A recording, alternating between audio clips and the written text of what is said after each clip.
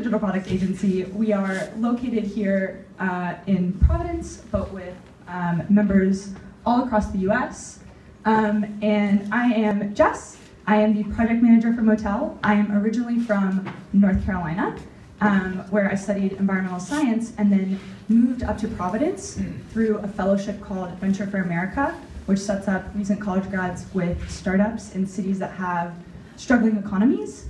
Is a nice way of putting it. And when I was here, I met Caleb through our mutual friend John Bittner, and heard about the work he was doing at Motel, and decided to join this awesome crew. That comedy got really dark there at the end. I'm Caleb. I'm one of the founding partners of Motel. I grew up in Oklahoma and moved to Providence in 2010. I was recruited here through Beta Spring. And I've stuck around in Providence and have had the pleasure to live here and work for great companies like Splitwise.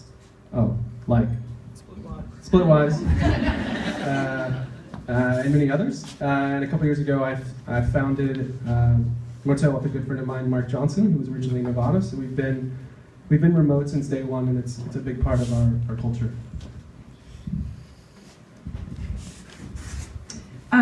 So I said that we're remote.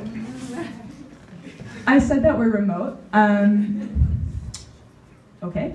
And we are scattered all throughout the US. We're in Portland, we are in Brooklyn, Philadelphia, Tulsa, Boulder, San Francisco, and we have contractors that are as far flung as New Zealand. So it is definitely a pretty integral part of our culture and something that we have that's really sculpted like our process and the way we work. And we do a little bit of everything. Our members come from really diverse backgrounds. So we do everything from full stack development to branding and logo. We've done book design and do marketing creative as well. It's really all over the board, but with an emphasis on digital products. So our process, I know that we're here to talk about process, so this might not be very satisfying, but our process is fluid and flexible. Since we do such a wide range of products and we work with a really wide range of clients, we found that we really have to vary the way we work to match their needs and also to match the needs of our team members who are on the project.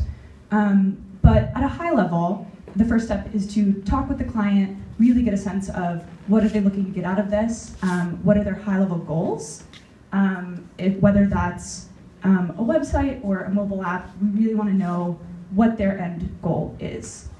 And then from there, we will talk with them about the tasks that we need to accomplish to get that done, and then break down our resources accordingly. So whether that's a front-end dev and an illustrator, or we need a marketing, someone doing copywriting, and then someone doing back-end development, we will talk with them about what resources we need on that project, how long we think that's going to take with those given resources, and then how much that's going to cost accordingly. So for instance, we have this client out in San Francisco. They are what I would call a modern day eBay. If you have something that you're trying to sell, you use their app, you just quickly take a picture of it, you put a price tag on it, and then through their app, you can manage all the logistics of selling it to someone in the nearby area. So they came to us, they approached us about doing marketing creative for them.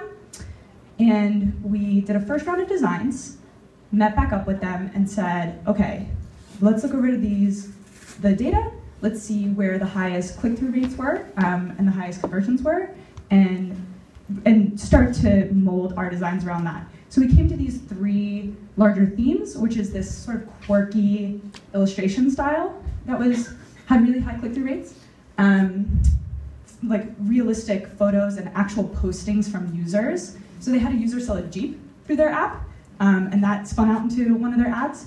And then one centered around holidays or things that are happening are relevant to like pop culture at the moment.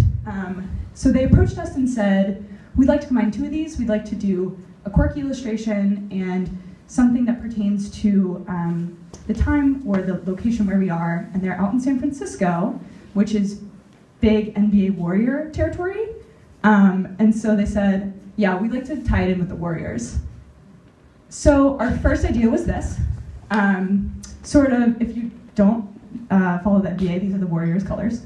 To tie it into scoring a good deal through their app, but also, scoring baskets in basketball. So this was, someone threw this in our Slack channel as like a first round idea. And then we sort of riffed on it and said, that's great, but you're really not conveying that someone can sell and take pictures with their phone really quickly and do this. So sort of second round was this.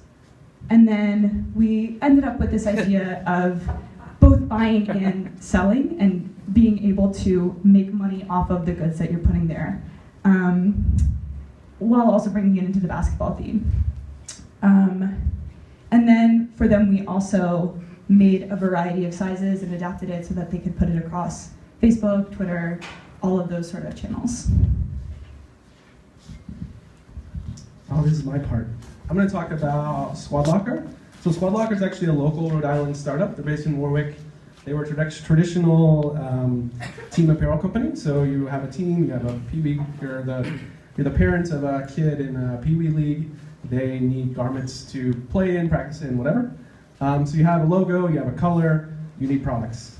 Squad Locker digitizes all that and puts it on the internet. So you can go to squadlocker.com, upload a logo, and buy Under Armour gear with that logo on it.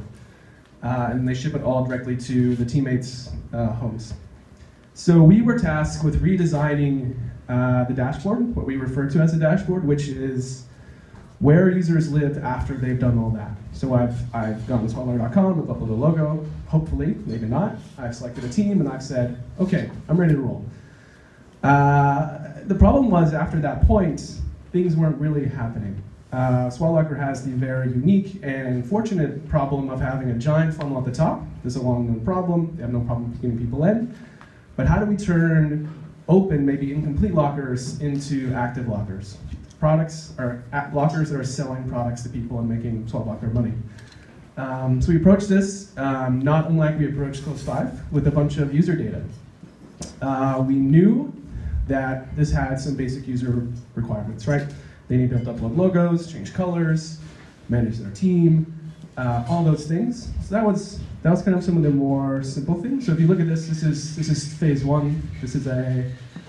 It's kind of a wireframe phase, as you probably tell. You have some basic information. It's hard to see out there, but you have the logo, number of garments, team members. Here you can kind of see these steps. So these steps are helping people launch a locker in a way that we know sells well. So it has a great logo. A great logo doesn't have a white background, right? It has super high res. So walking them through them steps, helping them launch a locker. And then we brought in other data like how many logos does a team have or a locker have? How often do people relaunch teams? These are important things to know when you have somewhere where you're managing something, somewhere where you have a list.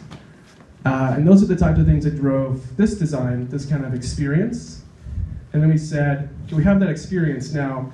One, how do we make this look more like the rest of Squad Locker? But also, how do we make this easy to search visually? We had this really beautiful design that I loved. They had a giant logo that looked like, this is killer. This is my team. The problem is, people launch the same locker all the time, so you have a million of these beautiful things that all look the same. So varying that up a little bit. Can we go to the next slide? Making it more focused on which team they belong to, what's expired, when does it launch, those types of things. And then can we go to the next one? Similar stuff here. This is all different phases of kind of a locker's launch and open and close. And then final step here is bringing it fully into, this is what Squad Locker looks like. This is how I easily visually find something in my dashboard. More focus is on creating a new store. More focus on launching my locker. Yeah, that's it. And a lot of those were driven by feedback with clients and them saying, hey, like our goals have changed. We really want to emphasize launching a new store and getting as many created as possible. So that's what sort of led to these new iterations. So as a remote company, building products together is difficult. So we rely a lot on tools, like virtual tools, to collaborate. Envision is one of our clients, and it's a wonderful tool that we use for mocking up design prototypes, where you can leave comments and collaborate together. Pivotal Tracker is our go-to for design developers, where it's very easy to see what subtasks are being worked on and which ones are already completed. We live our day-to-day in Slack. That is where all of our conversation happens as a remote team, and it can be anything from like hilarious GIFs to really serious talks about timeline and like what we're being blocked on for a project. And then if things get too mired down, we'll just hop into a video conference. So we use Zoom and Appearin and a lot of other tools to really manage the challenges, the logistical challenges of being a remote team. And so what we've learned from being a remote team, we've learned a lot. The biggest takeaway we have is communication is key. Clear communication is difficult, but poor communication can mean pushed timelines. It can mean someone wasting a day when they didn't realize that they have a higher priority task to do. When you're in Slack all day, you lose a lot of the nuance of human-to-human conversation, and being able to recognize that and recognize when something is going down maybe an unhealthy or bad path with your coworker and popping out, even just doing a video chat, which is sort of our first step to mediating that situation, is really useful. It's something that we're getting better at every day, and is really necessary to making sure that we don't have breakdowns in communication and that we are having healthy dialogue between our coworkers. Also, culture has to be built remotely. We don't have the luxury of having water cooler conversations or being able to go to the bar after work. So we're really intentional about what kind of culture we're creating and how we're doing that. We have recently started this thing that we're calling Flophouse Fridays, where we encourage all of our team members to either not work or not do client work, or just do a few hours in the morning and then take the rest of the day to focus on learning a new skill, either alone or with another Motel member, or doing whatever they need personally to recharge.